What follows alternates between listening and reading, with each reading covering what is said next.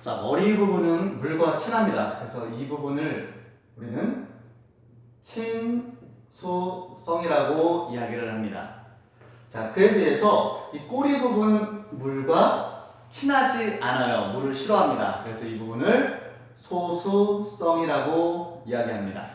자, 어떠한 분자 내에 친수성 부분도 있고 소수성 부분도 있다는 것은 굉장히 독특한 특징이죠. 자, 그런데 우리 몸이라고 하는 세포의 안쪽과 바깥쪽은 다 물로 구성되어져 있습니다. 그러다 보니까 이 인지질이라고 하는 성분은 물을 싫어하는 꼬리 부분끼리 서로 이렇게 안쪽으로 향하게 되어지고 물을 좋아하는 머리 부분이 바깥쪽을 향하게 됩니다.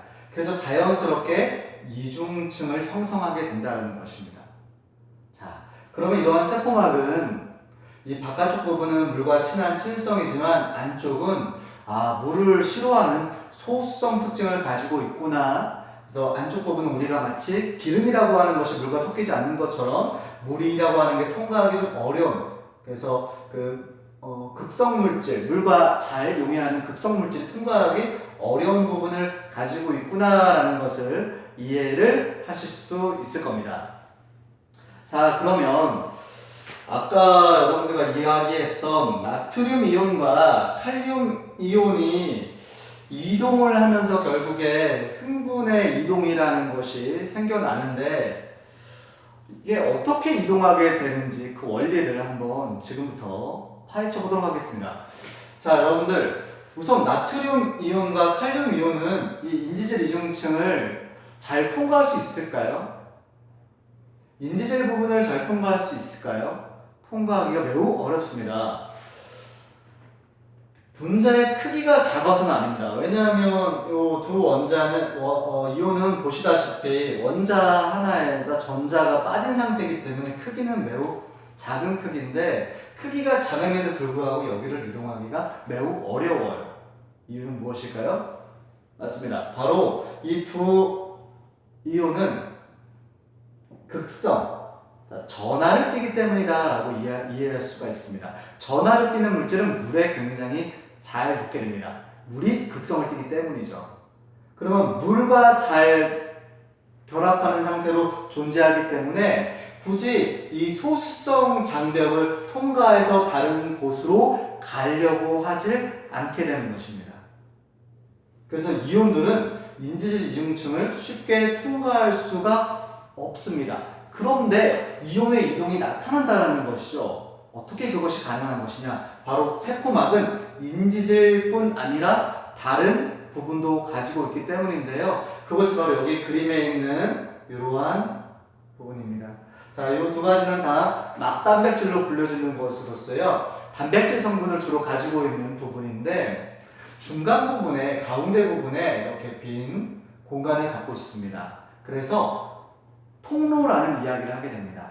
자, 이렇게 공간을 갖고 있는데 이 두 가지의 통로는 서로 다른 이온에만 특이적으로 작용한다는 것이 중요한 특징이 됩니다. 예를 들어서 이렇게 네모나게 생긴 통로는 나트륨만 이동시킬 수 있는 통로입니다. 그래서 나트륨 통로라고 이름할 수 있고요.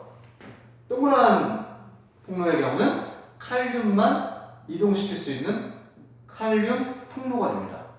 자, 이렇게 서로 다른 통로를 가지고 있다라는 것을 좀 일단은 우리가 알고, 자, 그 다음에 오른쪽에 보이는 요 막단백질은 어떤 기능을 하는 것이냐? 자, 이 막단백질의 경우에는요, 이온을 이동시키는데 에너지를 써가면서 특정 방향으로만 이동시킵니다. 예를 들어서 나트륨의 경우는 바깥쪽으로 퍼냅니다. 칼륨의 경우는 안으로 집어넣습니다. 자, 이렇게 해서 이온이 바깥쪽과 안쪽의 농도 차이를 갖게끔 하는 이러한 단백질. 자, 얘의 이름이 무엇이냐? 나트륨, 칼륨, 펌프라고 하는 막단백질이 바로 이온을 특정한 방향의 고농도로 존재하게끔 합니다. 이 경우는 특정한 곳으로 고농도로 존재하게끔 하기 위해서는 에너지가 필요하겠죠? 그래서 ATP를 소모한다 라는 것이 특징이 되겠네요. 자, 그러면 이 나트륨 칼륨 펌프에 의해서 뉴런의 경우는 안쪽에는 무엇이 많다? 그렇습니다. 바로 칼륨 이온이 바깥쪽보다 한 10배 정도 고농도로 존재하게 됩니다. 바깥쪽에도 칼륨 이온이 있지만 안쪽에 훨씬 더 많습니다. 그럼 나트륨의 경우는 그렇습니다. 나트륨의 경우는 바깥쪽에 고농도로 존재하게 됩니다. 그리고 안쪽의 나트륨의 이온은 한 10배 정도 낮습니다.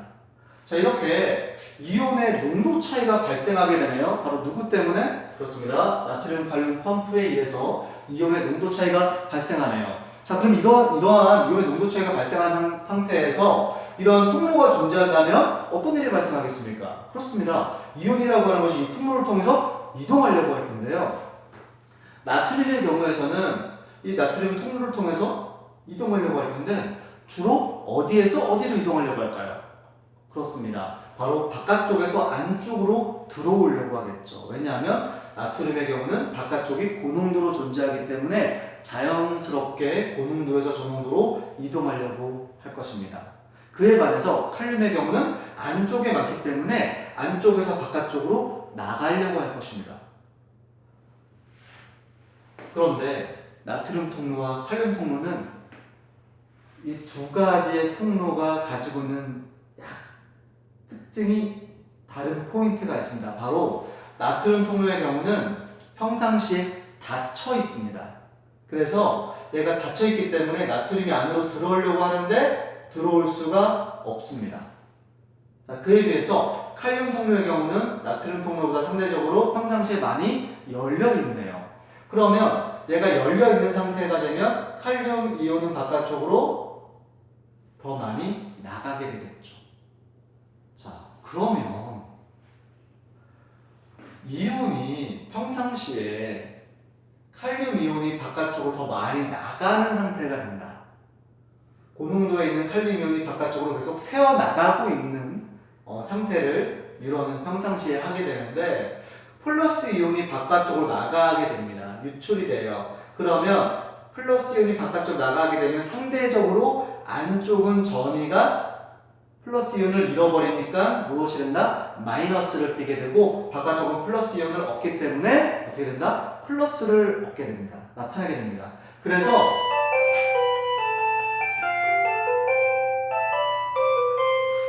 자, 뉴런의 경우는 평상시에 마이너스 내부 값이 마이너스 70mV 정도를 유지하고 있다는 것이 중요한 특징이 되겠습니다. 자, 다시 한번 정리해 보겠습니다. 자, 뉴런이 평상시에 이렇게 0에 해당하는 전위값이 아니라 마이너스에 해당하는 전위값을 유지하고 있는 이유는 무엇이냐? 두 가지로 설명할 수 있습니다. 첫 번째는 바로 나트륨, 칼륨 펌프에 의해서 이온의 농도 차이가 존재한다. 바깥쪽에는 뭐가 많다? 나트륨 이온이 많고 안쪽에는 뭐가 많다? 칼륨 이온이 많게 고농도로 존재하기 때문이고요. 그리고 두 번째 이유는 바로 뭐냐면 이온의 막투과성의 차이가 존재한다.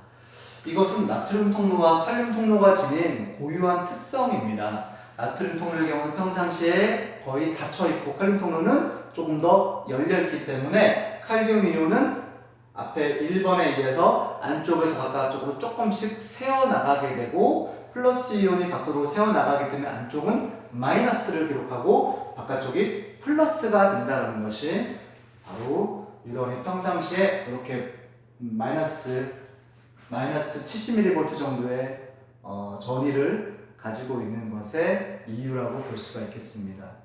자, 그러면 이렇게 마이너스 70mV를 기록하고 있다가 뉴런이 갑자기 이렇게 쭉 이렇게 전위값이 변하는 이러한 양상은 왜 나타나는지 그 이유를 지금부터 설명을 해볼 텐데요.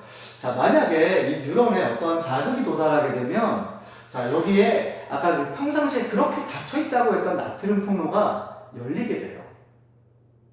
그 나트륨 통로가 열리게 되면 어떤 일이 발생하겠습니까? 자연스럽게 에너지를 쓰지 않아도 나트륨이 밖에서 안으로 들어오겠죠. 그러면 내부를 중심으로 봤었을 때 내부가 원래 마이너스였는데 플러스 이온이 들어오니까 어떻게 돼요? 얘네들이 플러스를 향해서 올라가게 되는 거죠. 자, 그런데 그래프의 양상을 좀 자세하게 보시게 되면 여기에는 이렇게 좀 천천히 올라가다가 갑자기 급격하게 올라가는 구간이 생기게 됩니다. 자, 만약에 이 자극이 크기가 강하지 않으면요, 이렇게 저리까지 올라가다가 더 이상 올라가지 않고 이렇게 해서 떨어지게 돼요. 우리가 이렇게 해서 떨어지게 되는 경우에는 자극이 너무 작기 때문에 활동 전이가 발생하지 않았다라고 합니다. 그런데 만약에 자극이 한 이 정도까지, 이 정도까지 올라갈 수 있을 정도의 자극이 주어지게 되면 이렇게 올라가게 되면 그 다음에는 아까 열렸던 나트륨 통로가 더 많이 동시에 열리게 돼요. 그래서 이 전이가 급격하게 증가하는 구간이 생기게 됩니다. 자, 그래서 이 역치라고 하는 이 정도 전이 변화를 유발할 수 있는 자극의 정도가 주어지게 되면 여기에서 전이가 급격하게 확 올라가게 됩니다. 자, 그래서 이제 나트륨 통로는 이 열리는 특징이 일단 초반부에 이렇게 나트륨 통로가 쭉 열리면서 이 구간에서는 나트륨이 안으로 들어오게 되면서 전이를 이렇게 위로 올라가게 하는, 플러스를 향해서 올라가게 하는 변화를 나타내게 됩니다. 자, 그런데 이렇게 올라갔던 애는 다시 뒤로 원래대로 좀 돌아오게 되네요. 이때 돌아올 때는 왜 이렇게 돌아오게 되냐면요, 아까 나트륨 통로가 열린다는 이야기를 드렸는데 나트륨 통로만 사실 열리는 것이 아니라 칼륨 통로도 열리게 됩니다. 근데 여기에서 또 나트륨 통로와 칼륨 통로가 성격이 달라요. 나트륨 통로는 일시에 빨리 열리고 또 빨리 닫힙니다. 그런데 칼륨 통로의 경우는 좀 느긋해요. 천천히 열리고 오랫동안 있다가 닫히게 돼요. 자, 그러면 처음에는 나트륨 통로가 더 빨리 열려서 이렇게 나트륨이 유입돼서 올라갔지만 나트륨 통로는 또 빨리 닫히게 되고 얘네들이 닫히고 있을 때 칼륨 통로는 아직 더 많이 열리는 상태가 되게 돼요. 그리고 더 오랫동안 열려 있습니다. 그러다 보니까 이제는 이 구간에서 이렇게 뒤로 전이가 원래대로 돌아가게 되는 거는 칼륨 통로가 더 많이 열리기 때문에 그렇다. 그래서 칼륨 통로가 열리게 되면 어떻게 될까요? 안쪽에 있던 칼륨이 밖으로 나가게 되겠죠. 칼륨이 밖으로 나가게 되면 플러스 이온이 밖으로 나가게 되니까 다시 마이너스를 향해서 돌아가게 된다라는 특징이 나타나는 것입니다. 자, 이때 이렇게 돌아가게 되는 그래프의 주된 이유는 어떤 이온의 이동 때문이다? 그렇습니다. 바로 칼륨 이온의 유출 때문이다 라고 이야기해 볼 수가 있습니다. 그런데 이 칼륨 이온이 유출되는 정도가 원래 전이값이 있을 때까지만 딱 되는 게 아니라 나가다 보니까 조금 더 나가게 돼요. 그래서 이렇게 원래 전이보다 조금 더 떨어지는 곳까지 도달하게 되고, 하지만 시간이 지나면 원래 전이로 다시 회복하게 된다라는 것이 이 활동전이 그래프의 분석입니다. 자, 여기까지 이해가 되시면 활동전이 그래프를 몇 단계로 나눠서 다시 한 번 더 명칭을 좀 설명을 해보도록 하겠습니다.